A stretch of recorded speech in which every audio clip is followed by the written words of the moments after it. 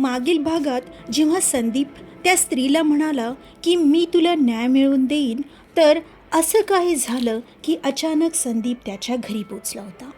पण घरी त्याच्यासोबत विचित्र घटना घडत होत्या. असं वाटत होतं की जे वाड्यात घडलं नाही त्यापेक्षाही काहीतरी भयंकर घडणार होतं. आता पुढे दार उघडताच संदीप मागे फेकला गेला. समोर तेच 4 मित्र उभे होते, पण त्यांचे चेहरे आता पूर्णपणे विरघळले होते. त्यांच्या काळ्या रिकाम्या डोळ्यांमधून गडद द्रव वाहत होता. त्यांनी एकाच वेळी ओरडून विचारलं. संदीप आता आत्म्यांच्या वेख्यात अडकलेला होता. संदीपने दरवाजा बंद करण्याचा प्रयत्न केला, पण एक विचित्र शक्ती त्याला आत ओढत होती. त्या मित्रांचे हात आता लांब होत चालले होते.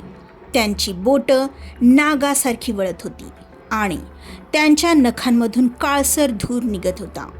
त्यांनी संदीपला जबरदस्त पकडून ओढायला सुरुवात केली. संदीप किंचाळत म्हणाला, मी काहीही केलं नाही, मी तुम्हाला मारलं नाही. पण आत्मे थांबले नाहीत. त्यांनी त्याला हॉलमध्ये फरफटत नेलं आणि अचानक सगळं अंधारमय झालं. फक्त एका जागी तेजस्वी प्रकाश पडला, त्याच्या जुन्या वाड्याचा कोठार. आता वाड्याचा अंतिम रहस्यभंग होणार होता. संदीपने डोळे मिचकावले. तो पुन्हा त्या वाड्यात पोहोचला होता. समोर एक जुना टारसा होता आणि त्यात त्या मित्रांचे प्रतिबिंब दिसत होते. ते सर्व एकमेकांना ठार मारत होते. त्याच्या आठवणी परत जाग्या झाल्या. त्या रात्री त्यांनी एकमेकांवर संशय घेतला होता. पैशाच्या वादातून ते भांडले होते आणि मग त्यांच्यातल्या एकाने संतापाच्या भरात राजाच्या वंशजाला ठार मारलं होतं. तेव्हा राजाच्या आत्म्याने त्यांना शाप दिला होता. तुमचं रक्त वाड्यात पडेल आणि तुमचे जीव इथेच अडकून राहतील. आता शेवटचा मार्ग होता सत्य बाहेर काढण्यासाठी. संदीपने घाबरत आरशाकडे पाहिलं. आत्मे आता त्याच्या अगदी जवळ आले होते. त्यांना मुक्त करण्यासाठी एकच उपाय होता, त्यांनी केलेला गुन्हा कबूल करणे. त्याने जोरात ओरडून सांगितलं, हो, तुम्हीच एकमेकांना मारलं होतं, पण तुम्ही त्या राजाच्या आत्म्याला जाग केलं होतं आणि त्याने तुमचा खेळ सुरू केला. आता शेवटचा खेळ होता. त्या शब्दांबरोबर सगळं हादरलं. मित्रांचे आत्मे वेदनेने किंचाळले आणि त्यांच्या शरीरातून काळसर धूर बाहेर पडू लागला. वाडा भूकंपासारखा हलू लागला आणि संदीपने पाहिलं, त्याच्यासमोर एक दरवाजा उघडला.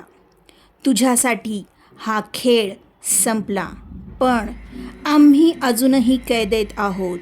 आत्म्यांनी त्याच्याकडे पाहिलं.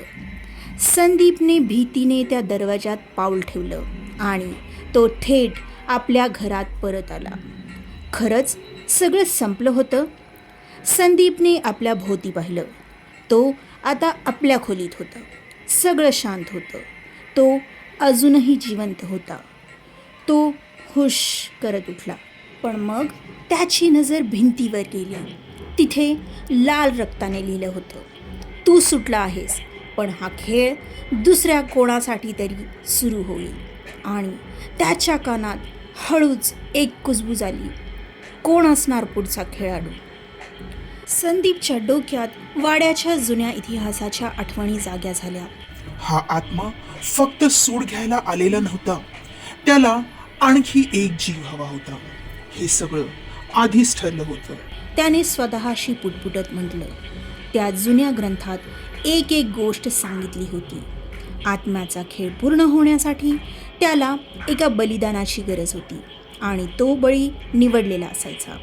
त्या व्यक्तीचा मृत्यू निश्चित असेल आणि तो त्याला टाळता येणार नाही. संदीपने मित्रांकडे पाहिलं. या आत्म्याला परत बंदिस्त करायचं असेल तर कोणाला तरी बलिदान द्यावं लागेल, पण तो कोण असणार? तेवढ्यात आत्म्याचा भेसूर चेहरा स्पष्ट झाला. त्याने एका मित्राला हवेत उचललं. त्याचा श्वास कोंडू लागला. माझ्या जागी आता हा खेळ सुरू ठेवणारा नवीन खेळाडू हवा. तो भयान आवाजात ओरडला. आता अंतिम संघर्ष सुरू होता. संदीपने अचानक आत्म्याच्या दिशेने जुना दिवा फेकला. तेथील तेलाने अचानक आग भडकली आणि आत्म्याने एक प्रचंड किंकाळी फोडली. भुयार हादरू लागलं, छत कोसळू लागलं. मित्र सैरावैरा धावू लागले. मित्र कसेबसे बाहेर पडले, पण मागे संदीप मात्र तिथेच अडकला. आत्म्याने शेवटचं हसू दिलं आणि संदीपच्या शरीराचा ताबा घेतला. आता शेवटचा धक्का बसला. मित्र वाड्याच्या बाहेर आले.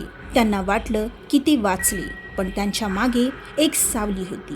संदीप त्यांच्या सोबत बाहेर आला होता, पण आता त्याच्या डोळ्यात लालसर चमक होती आणि तो हळूच पुटपुटला. खेळ अजून संपलेला नाही.